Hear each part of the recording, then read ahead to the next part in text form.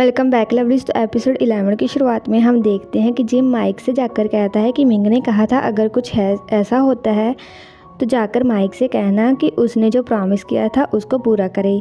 वहीं जॉय अपनी माँ का जन्मदिन सेलिब्रेट करता है। सोल भी वहाँ होता है। सोल कहता है क्या तुम्हारा झगड़ा हुआ है मिंग से? जॉय कहता है उसकी फैमिली ने खुश नहीं है हमारे साथ होने से, इसलिए मैं थोड़ा दूर हो गया हूँ उससे। सोल कहता है मुझे पता है तुम उसे लाइक करते हो, इसलिए तुम उससे दूर नहीं रह पाओगे। तुम दोनों अलग दुनिया में रहते हो, साथ में रहना ठीक नहीं होगा। जॉय कहता है मैं बस वरीड हूँ उसके लिए। मिंग को गए हुए 1 वीक हो गया, कोई बात नहीं हुई उससे। सोल कहता है कोई प्रॉब्लम हो तो मुझे बताना, हम ब्रदर्स हैं। और वो गले लगते हैं। सोल घर चला जाता है। जॉय उदास बैठा होता है, तभी उसे मिंग का मैसेज आता है जिसमें लिखा था कि मैं तुम्हारा घर में वेट कर रहा हूँ। जॉय दौड़ कर जाता है पर माइक कहता है मैंने तुम्हें यहाँ बुलाया था। जॉय कहता है मिंग के बारे में मुझे कुछ पता नहीं है। माइक कहता है मुझे पता है, वो घर में लॉक्ड है क्योंकि उसने डैड को बताया कि वो तुम्हें डेट कर रहा है। पहली बार उसने ये बात की है सबके सामने। जॉय कहता तुम मुझे ब्रेकअप करने को कहने आई हो। माइक कहता है तुम्हें लगता है कि मिंग तुम्हें बहुत प्यार करता है? तुमसे पहले वो किसी लड़के से लव करता था जिसका नाम सेम था तुमसे। उसने मूव ऑन कर लिया, इसका मतलब कि वो तुम्हें भी छोड़ सकता है। आगे चलकर फैमिली और भी ज़्यादा मिंग के सामने प्रॉब्लम क्रिएट करेगी। आखिर में तो तुम लोगों को ब्रेकअप करना ही है तो टाइम वेस्ट करने की क्या ज़रूरत है? जॉय कहता है ठीक है मैं ब्रेकअप करूँगा मिंग से, पर ये बात मैं उसे खुद बताऊँगा। माइक कहता है पर डैड तुम्हें मिंग से मिलने नहीं देंगे। जॉय कहता है क्या तुम चाहते हो कि मैं बिना कुछ बताए मिंग की ज़िंदगी से चला जाऊँ जैसे पुराना जॉय चला गया था?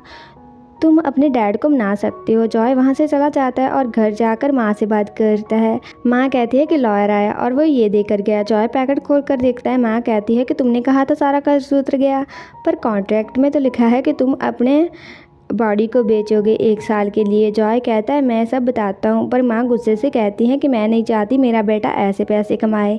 माँ घर से चली जाती हैं। जॉय माइक को फ़ोन कर कहता है कि तुमने ऐसा क्यों किया? माइक कहता है क्या कोई आया था तुम्हारी माँ से मिलने?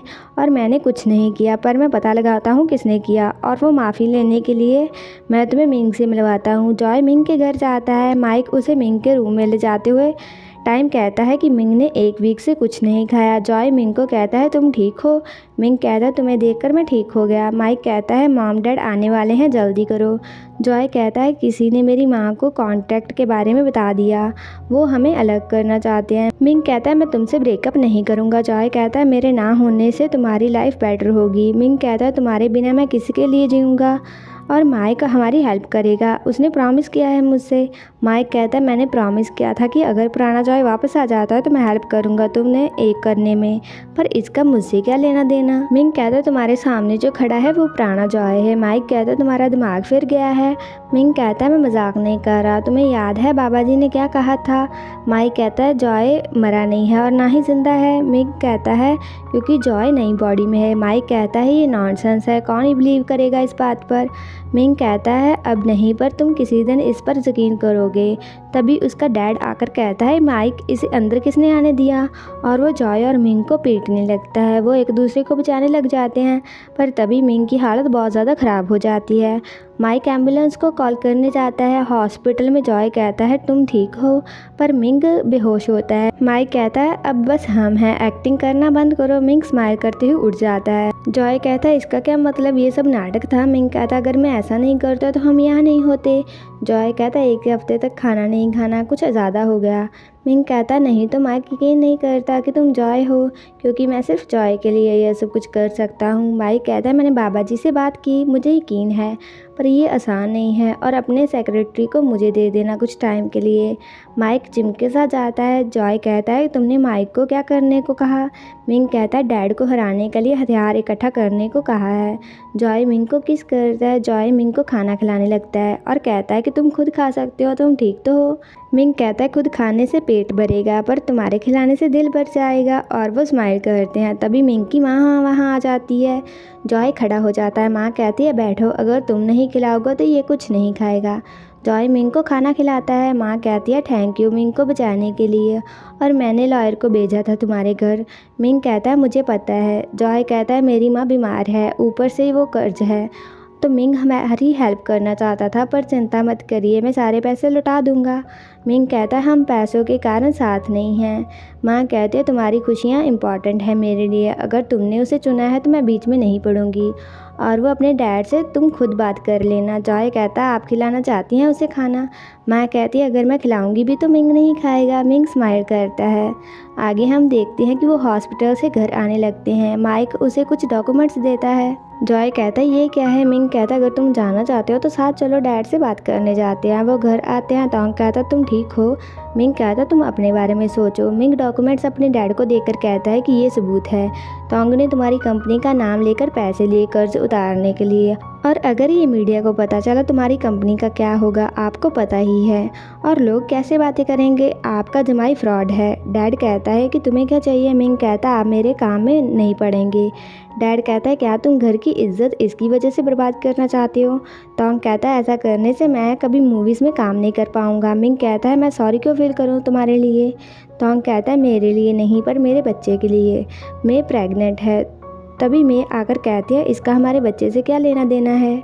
मिंग तुम जो चाहे करो, और वो टोंग को कहती है ये मेरी फैमिली है, तुम उनका फ़ायदा उठा रहे हो।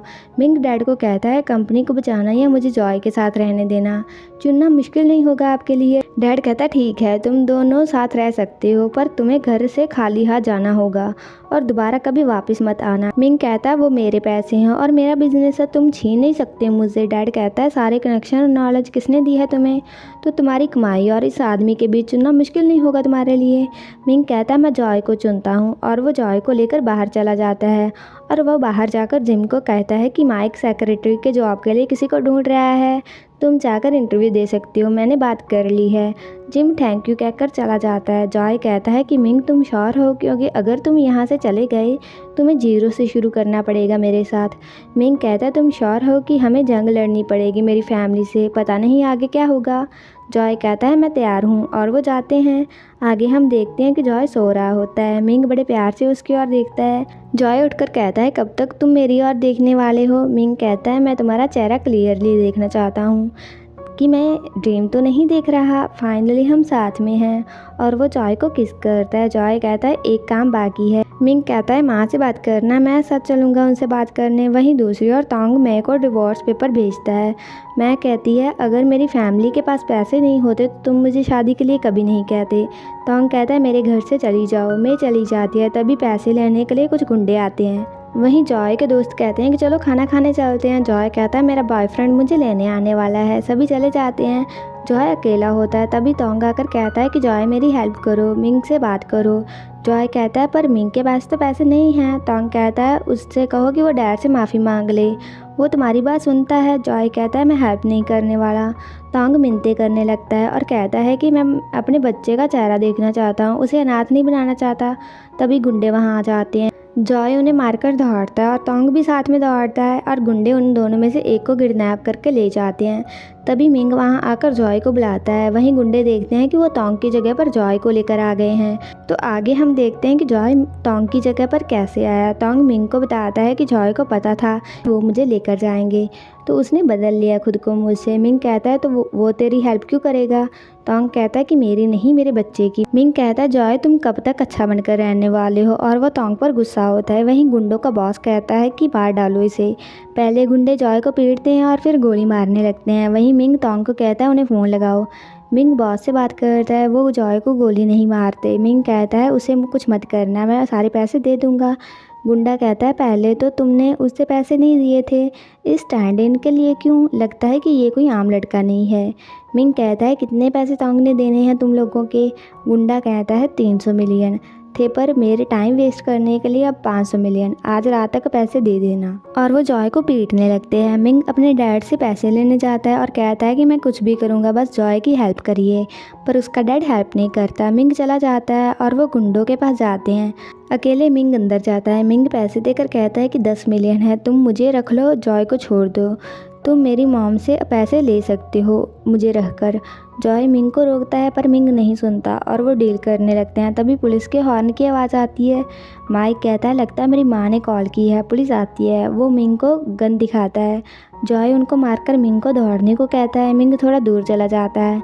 जॉय देखता है कि गुंडों का बॉस मिंग को गोली मारने वाला है, तो जॉय मिंग के सामने आ जाता है, जिससे गोली जॉय को लग जाती है और वो सीढ़ियों से नीचे गिर जाता है। मिंग रोते हुए जॉय के पास जाता है। पुलिस आ जाती है। जॉय आंखें बंद कर लेता है। आगे हम देखते हैं कि जॉय अचानक से उठकर देखता है कि वो कहाँ है। तभी उसका ध्यान अंदर की ओर जाता है। वहाँ मिंग जॉय के पास रो रहा होता है हॉस्पिटल में।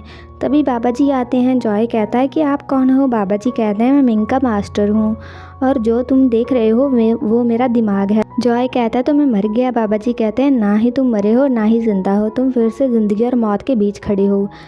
पिछली बार भगवान ने चुना था पर इस बार तुम खुद चूज़ कर सकते हो। तुम इस बॉडी में वापस जाना चाहते हो या ये सब कुछ ख़त्म करना चाहते हो। दरवाज़ा वहाँ है। जॉय मिंग की ओर जाने लगता है। बाबा जी कहते हैं तुम टायर्ड नहीं हो, सारी ज़िंदगी किसी और का स्टैंड इन बनकर तुम्हें रहना पड़ेगा। जॉय सोचता है जब मिंग ने उसे तोंग समझा था और वो रोता है और दूसरे डोर की ओर चला जाता है, जिससे ये सब कुछ ख़त्म हो सकता है और वो डोर को खोलता है। इसी के साथ ये एपिसोड ख़त्म हो जाता है। अगर आपको ये वीडियो अच्छा लगा like comment share and also subscribe to my channel. तो मिलते हैं नेक्स्ट वीडियो में।